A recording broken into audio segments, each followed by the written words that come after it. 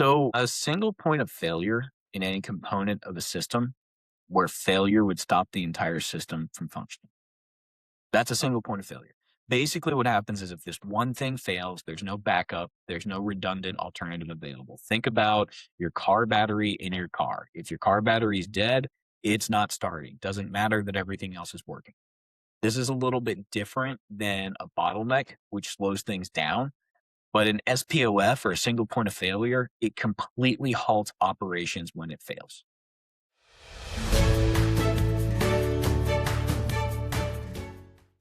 Now, my name is Matt Landon. This is Money and Meaning. And today I want to talk about what happens if one spouse is handling all the money related matters. Now, this matters because success usually means more complexity, more accounts, more moving parts. That works beautifully when life is steady. It works great when you've got one person who's kind of managing things. Usually couples settle into roles. One person's paying the bills. Someone else is watching the investments. One person stays close to the CPA and knows what's going on. The other one's making sure that the kids are getting to school on time and everything else. Here's what happens though. This is what I see. The financially engaged spouse, they get more efficient. Conversations get shorter at home because they're faster alone. Meetings fall into one person's rhythm or schedule. The other person's busy, so they're not necessarily there. And what happens is one spouse ends up becoming more uninformed, not because they're careless, but they stay uninformed because the system is kind of training you to defer or say, I'm going to put this on my spouse. And it's kind of that division of labor. So what happens is, one, money mistakes, they usually come from confusion during stress, not from bad intentions. And two, relationships inside of professional teams, they mirror relationships at home. If one partner is absent from planning conversations, advice gets built around half the picture. So here's the thing that kind of changes everything. Shared understanding, and I think this is important. Shared understanding is not the same thing as splitting every task 50-50. You do not need two people picking stocks. You do not need two people who are digging into the nuance of your tax return, but you do need two people that can explain the broad picture, kind of detail the house map. And so this is what this looks like in real life. If you sit down with a couple and one partner is handling the investments for decades, they got good outcomes, they've got great statements, clean statements.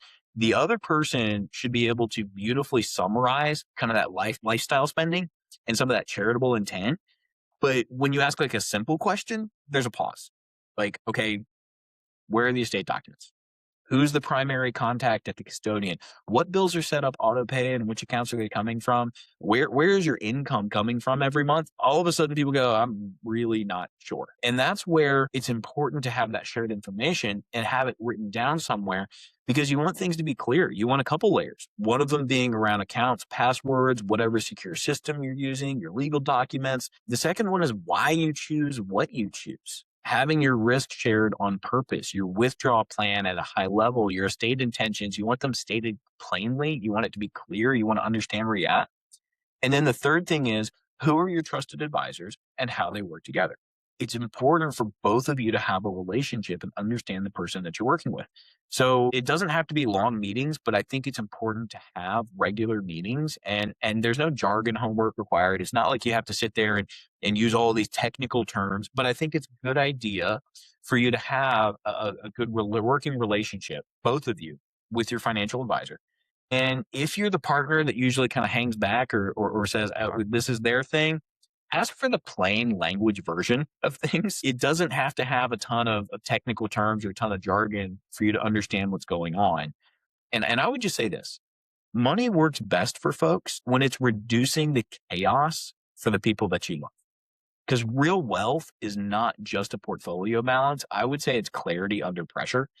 So when you both understand the map, when you both understand how things are invested and why, not necessarily every detail of individual stocks, but the concept of how this account is working for us and why we have it, when you have that clarity, you're shortening the distance between uncertainty and the next right step. I hope this is helpful for y'all. We find a lot of couples, one person likes to pass it over to the other person. And I joke around, I say some days I feel more like a marriage counselor than a financial advisor. But the reality is, I think it's important for both folks to know what's going on because unfortunately, health issues can strike and we don't always know what it's going to be. And you may say this was always their job, but now I have to step up and be more engaged. And I think it's important to have that relationship and know not necessarily every answer, but at the very least know who to ask, what to ask, and where to go. So thanks for listening to today's episode of Money and Meaning. My name's Matt Landon. I'll see you next time, and I hope you have a wonderful day.